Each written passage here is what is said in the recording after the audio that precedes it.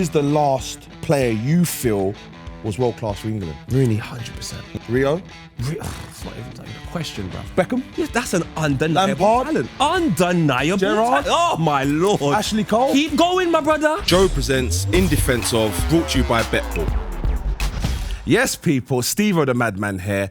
This is episode 3 of In Defence Of, brought to you by Joe and Betball. Now, on this show, I invite some of my friends down to my gaff with a football topic they feel passionate about. Now, it could be, who's the greatest Premier League striker there's ever been? Or, is the Premier League even the greatest league? They'll have their say, I'll have mine, and maybe we can see if they can change my mind. Coming down to the away end today, some people call him Carl, some people call him Earthworm Jim. I like to call him Poet because he's my friend.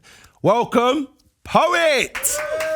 God bless. Yes? Earthworm Jim. He's flying through the sky. You good? Earthworm Jim is lit. Bro, ow. Sorry. How are you, geezer? Am I the only person that calls you Earthworm Jim? Because I don't know if I'm the only one. Nah, I reckon there's a lot more people. Yes. Yeah. How have you been though, bro? Amazing. Sensational form. Obviously, you are a big Arsenal fan. Yeah, but we need you to... Ooh. Ish. That's the problem with Arsenal. You always ish. No. Leaving your team, bro. You got it's the worst like fan this. base. Basically, when I became an Arsenal fan, I was young. So when I fell in love with Arsenal, I didn't know much about life. And the older you get, things happen. Like Arsenal sent me a letter saying I'm not allowed to come back to the club. So for me to support that, it's a bit like, man's a big friend. True. Poe, so what have you come to my gaff to debate today? I've come here to tell you, I think in this current England side, there are no world-class players. Not one. There's not a level of consistency where I go, wow, it reminds me of Zinedine Zidane. If you come here to be an idiot, not one world-class player in the England team. Well, then you suggest someone to me. Let's go through this side back to front. We can Well, start no. Before we go there, Okay. you got 60 seconds to tell me what you're going to bring to the table. I'll get 60 seconds to say what I'm bringing to the table in defence. Then we'll hash it out here, yeah? All right, cool. So I'll go and fight my case here. Yes. Come on, I've been go. caught a few times. All right. Ladies and gentlemen, goldfishes, dogs and cats. I genuinely believe there are no world-class players in this current England squad for 3 main reasons. 1966, I wasn't alive. And I don't think anybody watching also was alive. That's the last time you won a trophy, lads. Second point, personally, I feel there's a level of consistency that needs to be shown from these players. I don't want to see one good season. I don't want to see 2 good seasons. I want to see multiple good seasons. Establish yourself before you go, oh, I'm world class. See some consistency, my brothers. And the last point, I need to see some contributions in major competitions from the start to the end. Just like Steven Gerrard, from the start to the end. Olympiacos and the final, not just the final. That's not good enough for me. Apparently, I'm meant to stretch out the 60 seconds longer than this, but personally, I feel like I've said enough. I'm going to walk away like my father did. God bless. Poet, my friend, I expect nothing less from you. You made a few good points, but I think you're forgetting something. Start the clock. Raheem Sterling, the ragga boy, the guy that got into the team of the tournament. How can you get into a team in a tournament surrounded with world-class players and not be world-class? Talk of consistency, 17 goals in 23 games for England, the last 23 games. That's consistency, my friend. Now let's talk about Harry Kane. 20 goals, top assist last year. In fact, top goal scorer the year before, always gets in the goal scoring charts. That's a level of consistency you, my friend, was talking about. Then there's the young guns. Our young guns have won tournaments.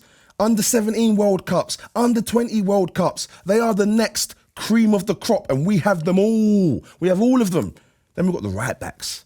I reckon there's at least 2 world-class right backs in our ranks right now. What are you talking about? I think I'm about to find out. Let's do this, bruv. Sure. So, Poe, My brother. you made some good points. I'm going to lie to you. But before we debate, I have to ask you this. What do you see as world-class? Because we can't have this discussion if we don't set the perimeters, bruv. So what do you see as world-class? I'll make it vague, I guess, because even as I make it specific, people will argue the specifics. So I'll just say an undeniable talent. But if we're talking about top-tier talent... But you're saying undeniable. Yeah. I believe Harry Kane's stats are undeniable, but what he does is undeniable. Now, is class permanent, form temporary? So 100%. Is he a class player? For me, Harry Kane's a complete class player. We can never deny the class of Harry Kane. But if you're playing in a team where the things that you need to achieve are not the things that Man United need to achieve, or Man City need to achieve, or Chelsea need to achieve. They're under extreme amounts of pressure to bring home the bacon. If you score 25 goals this season and you finish fourth, you've had a good year, how can I now measure you against the individuals that have to bring home the bacon? The bacon! I'm saying to you, in football, it's about ability, it's about consistency, and it's about what you achieve at the end of it. Now, if you don't achieve the things that you should achieve in football in order to be considered an impactful person in football, why do I care about the business behind it? It's not the business. It's not the business. It's not the trophies. The trophies play a part, and it's what contributions do you make to winning that trophy? David May won the Champions League. Am I going to say he's world class? Accolades, personal accolades. Play a part, definitely play a part. If you're a striker and you get 20 goals per season for 5 years, don't make you world class. I think you're a Premiership class striker. You've like Alan Shearer. You cannot chat to that brother in the Premiership at all. But Alan Shearer retired from international duty like 28, 29. So he can prolong his Premier League career at Newcastle United. Trent Alexander, debut 2016. Since then, 47 assists from right back. That's Now, only Trent second is world class. Okay. Trent's world class to me, but he's not currently in the England squad. But Trent to me, and you know what? You Loophole. can come on. You got to find the loopholes for the next 7 years. I don't know how he's not going to be a top performer. I'm seeing this boy this season. I remember if it was Van Dijk plays a diagonal ball to Harvey Elliott, and then Harvey Elliott and Trent decide to just swap positions for a second. Trent's in what, centre midfield, playing a curved through ball. Right backs can't do that. Gary Neville wasn't on that, bro. Gary Neville said, you know what, big man? I can defend. I might whip across, but in the middle of the park, you can't find me in the nosebleed. Trent will do it. For England, he plays centre midfield. Yeah, he come to play today, have you? Trent, I love you, bro. Let me ask you this. Go on. Who is the last player you feel was world class for England? Rooney, 100%. Okay. Rooney. Rio? It's not even a question, bruv. Gary Neville? He had a nice haircut, and I like what he says. But his ability is limited. I've never seen him use his left foot. Beckham? Come on, he played till he was 37. He got applauded by praise. Yes, that's an undeniable Lampard? talent. Undeniable Gerrard? talent. Oh, my Lord. Ashley Cole? Keep going, my brother. Shearer? What did he win? Le Tournoi in 97? So we're no saying, one cares though, about that Shearer. We care about Roberto Carlos's free kick in a tournament. What players in the current England team do you feel are closest to crossing that line then? Because you're making sense, bro, and you shouldn't be making sense, to be honest with you. Raheem Sterling, surely. Oh, I tell you what. You see Raheem Sterling? He's winning. Oh, he ain't won the Champions League, has he? Now, Raheem Sterling, for me, I think there's something outside. And when something outside is gone, that boy will be what he needs to be. That to me is a talent. That performance I saw in the Champions League final is not a representation of that boy's talent. So for me, Raheem Sterling had a funny year, maybe a funny year and a bit, where he was inconsistent. He was in and out of the side. I'm watching Bernardo Silva. I'm watching Foden play wide. I'm thinking, why is Foden playing wide? That's Raheem's position. But, Poe, let me ask you this, though. Like, if you're undeniable, is permanent. Kevin De Bruyne... He's not playing well now. No, he's not playing well now. But guess what? If Kevin De Bruyne is fit, he plays. He plays. I watched him last night for Belgium. He in that first half. Allow it. Why is it with certain players, when they're off form, we call it off form, but when other players like Raza and certain other players, I'm not saying this is you that's saying this, but then we say, no, that's who you really are. But the last 5-6 years, they've been playing at the highest of high level. He scored 20 goals a season in the Premier League. He scored 17 in the last 23 for his country. He's gone to a tournament and shone when everyone was against him. 2018, I remember Raheem Sterling in the Champions League scores a goal against Spurs, and I thought it was the hat-trick for get them through. That season there, and I think a bit of the next season, Raheem Sterling, when I knew if you played Arsenal, because Bellerin knew it was going to be a long day. I think fullbacks knew it was going to be a long day. But I told people, Raheem Sterling hasn't looked good for a while. And do you know when people noticed? Reece James. But if you take a look at that one season, it's just a bit inconsistent for me. And just where Raheem Sterling is in his career, irrespective of his talent, I just don't think he can afford to do that. Is class a class you hit and you're there? You are world class, meaning ability, or is it performances? I put it this way. In school, I knew there was people in my year 11 class that were capable of getting a B or an A in multiple subjects. I knew it. We all knew it, but they didn't produce it. So what does it mean? So for me, Raheem Sterling has all the ability in the world for me to go, you're world class. But if I'm going to say Lewandowski is world class because of the contributions he makes, contributes to major trophies, Champions League, so on and so forth, How can I bend the rule for my Jamaican brother? No, because I know he's capable of doing it. So I say, my Jamaican brother, I want you to get there. Because then it's undeniable.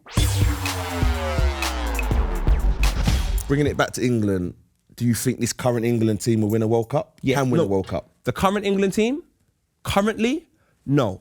But with when you start implementing some of these young players that are coming through, so by the time the next World Cup, I don't know, Reece James, Trent, Max Aarons, Lamptey as your options at right back? Crazy. We're on the young guns.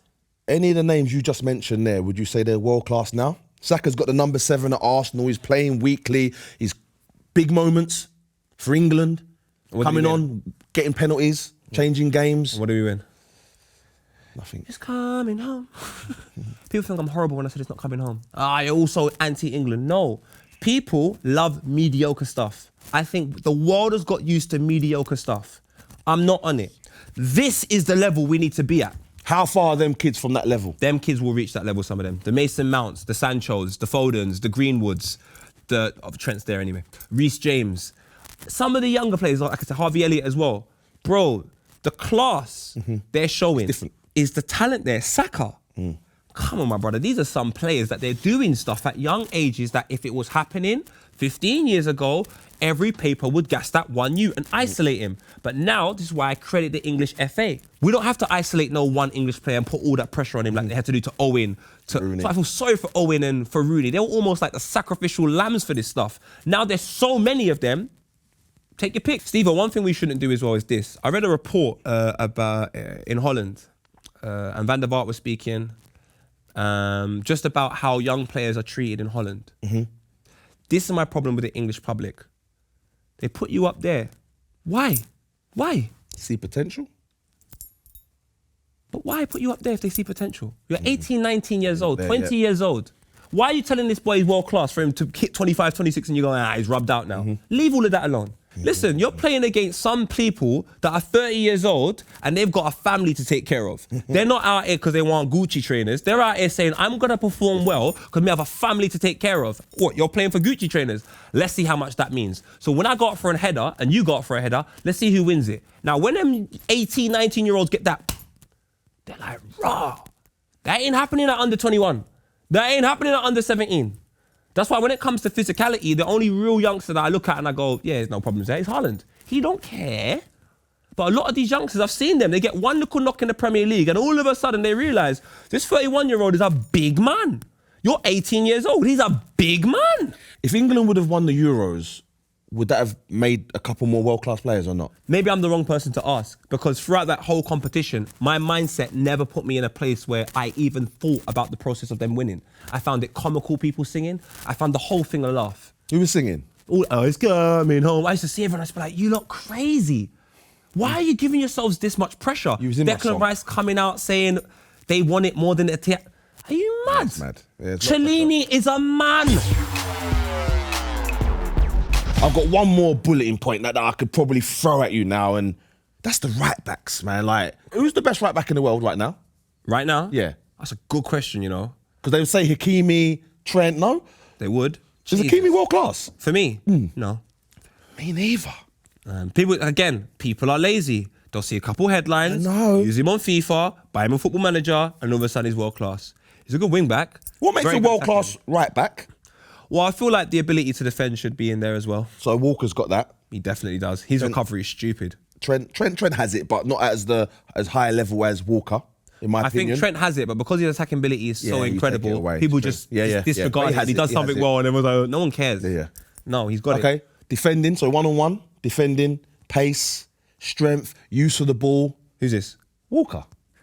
That's the only one where I might have to go, you know, I can't argue that. Maybe Kyle, I can't argue that. Kyle Walker is absolutely incredible. So that's 2 England players that are world class. Just the one, because I'm still not giving it to him. Oh, what? I don't know why. I just don't know why. I don't know why. But is he like top done? I might, for that one there, if someone said he is world class, I wouldn't really argue. Well, he's won 4 Premier League trophies, FA Cups, 4 League Cups. Amazing. Yeah, do you know what? Yeah, I'm just being stubborn. I'm sorry, everyone. I'm stubborn. So if you ask me tomorrow, I'll tell you he's world class. But today, right now, for the premise of this show... Oh, right. So she's not giving me 2? I want to give... Whoa. Just maybe... Now you can see I'm stumbling. I can't deny Kyle Walker. Me denying Kyle Walker, I'm being a so I'll be a I've been listening to your points, and Do you know what it is, Stevo? When football wasn't so popular in the mid-90s, was when I got introduced to it. It was like a real niche. So then speaking to people about football was few and far between. So then the people that love football, it was an effort. So you loved football. Yeah. Because it's such a game that you make so much money from now. Everyone has an opinion and things stay stationary. And my whole thing is, I don't like stationary thoughts, I like progressive thoughts. And this England Me team, too. for me, is not world class. And if it was world class, it would have progressed and it would have won something in the Euros. And in time, we will see a lot of them players will become world class. But to put the pressure of some of these boys that don't even play regularly for their team it's mad, yeah. and say that they're world class, I'm like, well, where does that leave Kaka in 2005? Like beyond out of this world. And where does that leave Ronaldinho in 2006 when he's barging off Nesta? And like, I don't see the England players doing it. Yeah. The only man I saw doing it consistently through the Euros always seemed to have space and time and ability on the ball. Don't tell me. Raheem Sterling. Oh, right, for England. Raheem Sterling, I can't lie. I cannot lie. And this is what I'm He saying. went mad. Huh? He went mad. So what, world class? No. Wow. It looks like it's a win for the away team. The first win and probably the only win. But what do you think? Make sure you get involved in the comments. Engage. Let me know if Poet's been talking sense. As always, I've been Stevo the Madman. This has been In Defense Of with Joe and Bet Ball. Take care. You've been watching In Defense Of, brought to you by Joe and Bet Ball.